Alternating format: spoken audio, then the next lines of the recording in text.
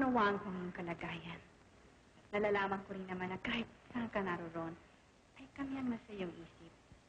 Ayan, ako na ang magpupuno sa pagiging pagkulang mo sa ating mga anak. Maraming salamat. Huwag akong pasalamatan mo. Sapagkat ang tagumpay mo ay tagumpay natin lahat.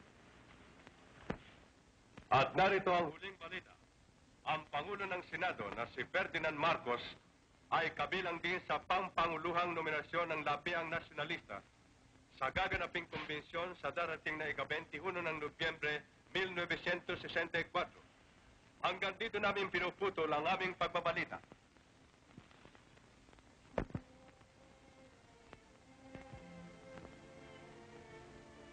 Pwede. Good evening, honey. Good evening. Ano yan? Nagdala ako ng prutas para sa mga bata. Ano sila? Mga sunog na eh. Magandang gabi sa inyo, Inang. Nadinig namin sa radyo na hindi pala ang kandidatura mo sa konbensyon ng nasyonalista iyo. Okay na. Sa katunayan, galing lamang ako sa pagpupulong ng mga lider. Sumang-ayon ba naman sila? Sa lagayo, Inang, meron nung sumasangayon at meron mang hindi. Alam naman ninyong aking mga katunggali, pawang malalakas na haligi ng bayan. Ferdy, hindi ka kaya gahuli sa panahon. Ilang mo na lamang ang konbensyon. Iyan ang dahilan kung bakit. Higit kong kailangan ng inyong tulong ngayon. Mahigpit ang labanan sa nominasyon iyo. Magigiting ang iyong kalaban at subok na ang kanilang kakayahan sa politika.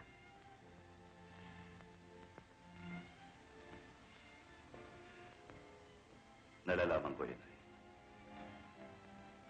Iisa ang aming layunin. Ang paghahanap ng lunas upang mahangos sa paghikaos at kahirapan ng ating bayan.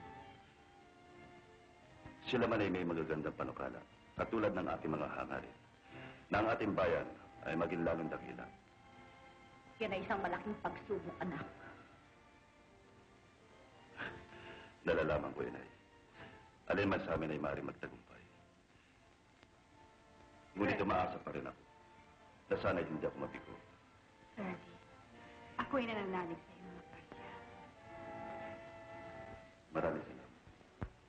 Di ayah, di may sana umubing, nasang samit ngayong hapon, katlasabog na ang ukran, di bulan, di Abril, di ayah, di may sana lakay, at lalo no ang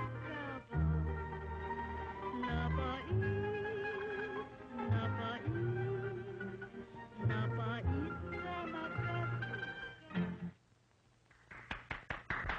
Nalaing, nalaing. Daddy! How are you, kids? Fine, Daddy. Hi, darling. Wala, kumain na tayo. Nagugutom na ako eh. Siya, Tene. Nandito na din lamang ang Daddy. Sige, mauna na kayo, ha? Papalit lamang ko ng damit.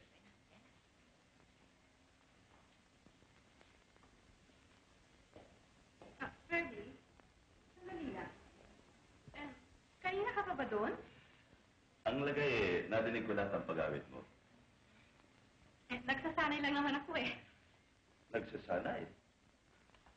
Huwag mong sabihin ngayong marami ka ng anak, may balak ka pang magkonserto. Hindi naman. Kaya lang dadala ko sa party. Baka kako mahilingan akong... Alam mo na. Party? Kanina party? Diyan, sa mga kaibigan ko. Bakit ka naman natawa? Paano nagdadahilan ka pa? Nalalaman ko naman kung bakit ka nagsasanay, Ibig mo akong tulungan sa darating na halalan. Yun lang naman kung papayag ka. At kung mapapagpasensya ng mga nakikinig ang aking boses. Huwag mo nga sabihin yun, darling. Sa katunayan nga, utang ko sa iyo ang malaking bahagi ng aking tagumpay. Kung minsan nga nangyayari, ikaw pinagkakagulo ng tao at hindi ako. Tingnan mo si Ferdy pa magsalita, Totoo naman yan, darling, hindi ba? Alam mo utang kong malaki ito sa may kapal. Ang pagkakalob sa akin ng isang tapat at mapagmahal na asawa. Nagkaroon pa ako ng isang inang dakila at saka mabait. At ang ating mga anak, puro malulusog. Marahil sapagkat ikaw ay mabait na anak, mabuting asawa, at isang ulirang ama ng tahanan. Ferdin! Elda! Di ba kayo kakain? Narin na, Inay.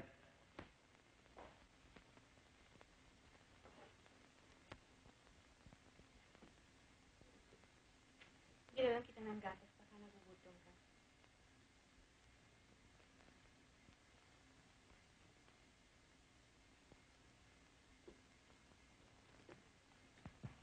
Ferdy, napapansin kong mukhang malalim ang iyong isip. Bakit? Dahil sa bukas ng convention?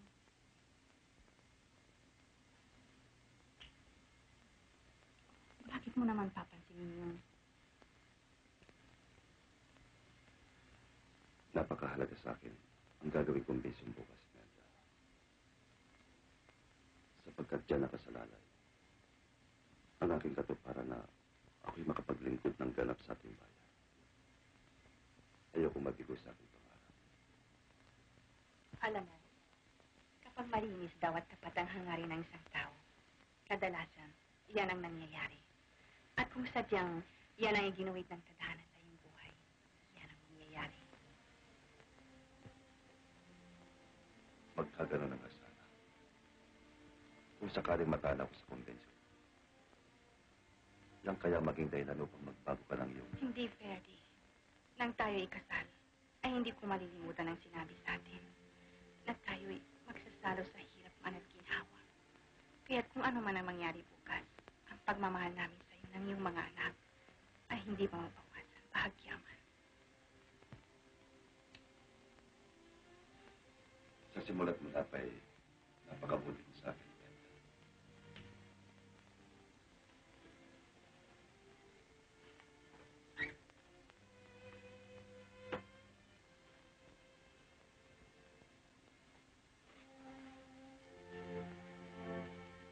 Ikaw ang liwanag na tumatanglaw sa aking buhay. At alam mo ba, nang dahil sa iyo, ang lahat ng aking balakid ay natutupad. Kung minsan nga lamang, nagkukulang ako sa iyo at sa aking mga anak. Ang lahat ng aking panahon ay layuhin ko sa politika.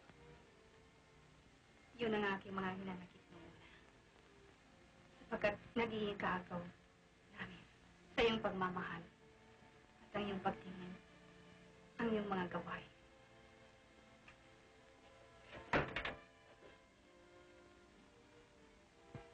Ngunit nang isama mo ako sa iyong mga kampanya at nakarating ako sa mga iba't ibang lugar, ay nakita ko ang kahirapan ng ating mga kababayan na nangangailangan ng iyong tulong.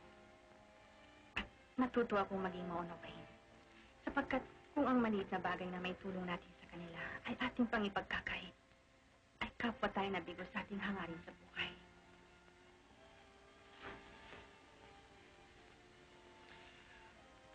Para ko magagantihan ang lahat ng iyong pagpapakasakit. Ipagpatuloy mo ang iyong paglilingkod sa kanila. Yan ay sapat ng kabayaran para sa akin.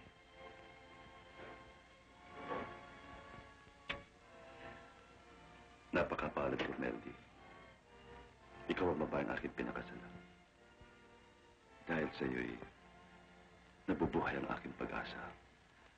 At dahil din sa iyo, ang anumang mga kinabukasang aking sabitin ay hindi ko katatakutan. Salamat. Magpahinga ka na. Idalangin na lang natin na sana'y magtagumpay ka.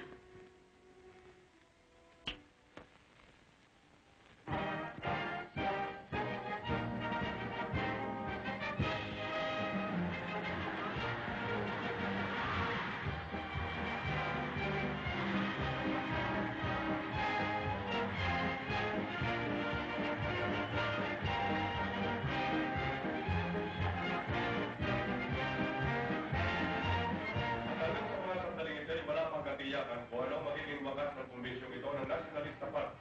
At bilang pagtupad sa umiiral na patakaran ng lapiang nasyonalista, ay muling magkakaroon ng botohan ng mga delegado hanggang sa makuha ng isa sa mga kandidato sa pagkapangulo ang 60% boto ng kalabangan sa kanya ng mga kalab. Ang nakuha boto ni Senador Marcos, bagamat siya ang nangunguna sa kanyang mga katunggali, ay hindi umabot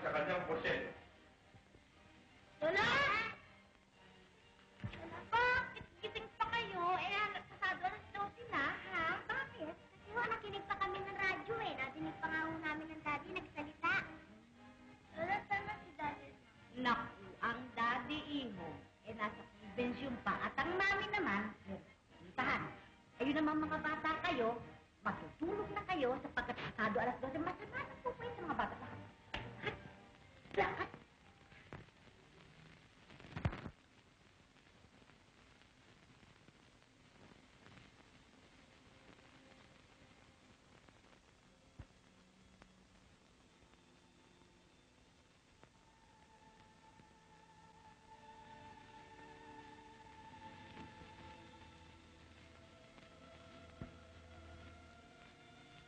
Mahal na Panginoon, minsan pa akong dumutulog sa inyo. Para sa inyong walang hanggang awa at patnubay. Mula pa sa aking kamusmusan, ay kayo na po ang tumutulong sa akin. At lumulutas sa aking mga suliranin. Ngayon ay may panibagong dilim na lumalambong sa aming buhay ni Ferdy. Iniiwan ko po sa inyong mga kamay ang aming kapalaran. At ano man ang maging wakas ng konbensyong bukas, kung yan ang sadyang ginuhit ng tadhana para sa amin ni Ferdy, ay maasahan po ninyong tatanggapin namin ang buong puso. Inuulit ko po ang aming taus-pusong pasasalamat sa mga biyayang pinagkaloob mo po sa amin at naway patnubayan mo po kaming lagi sa aming mga araw pang darating.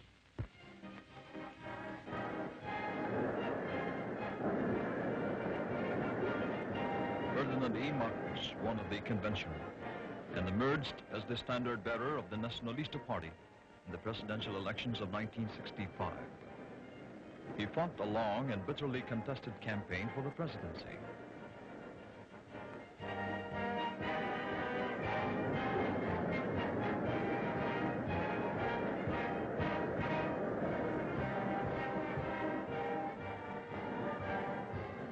When the nation cast its vote on November 9th, the choice was Marcos and his running mate, Fernando Lopez.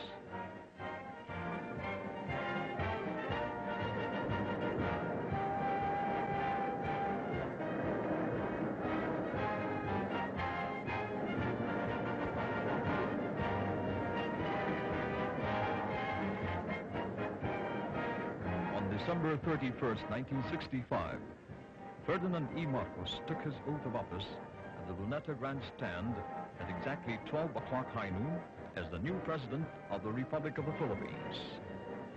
For him, this was not the end, but a beginning. The destiny of this country depends on the destiny of the man who is at the helm of its government.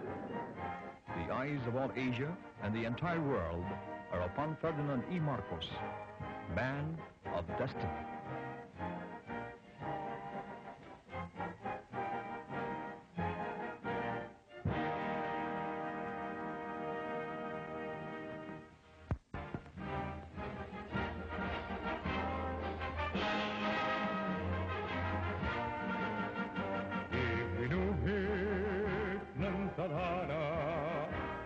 Kasay-saya ng bansa, ang panahong ambay ay lumuluha at dumarating sa salita.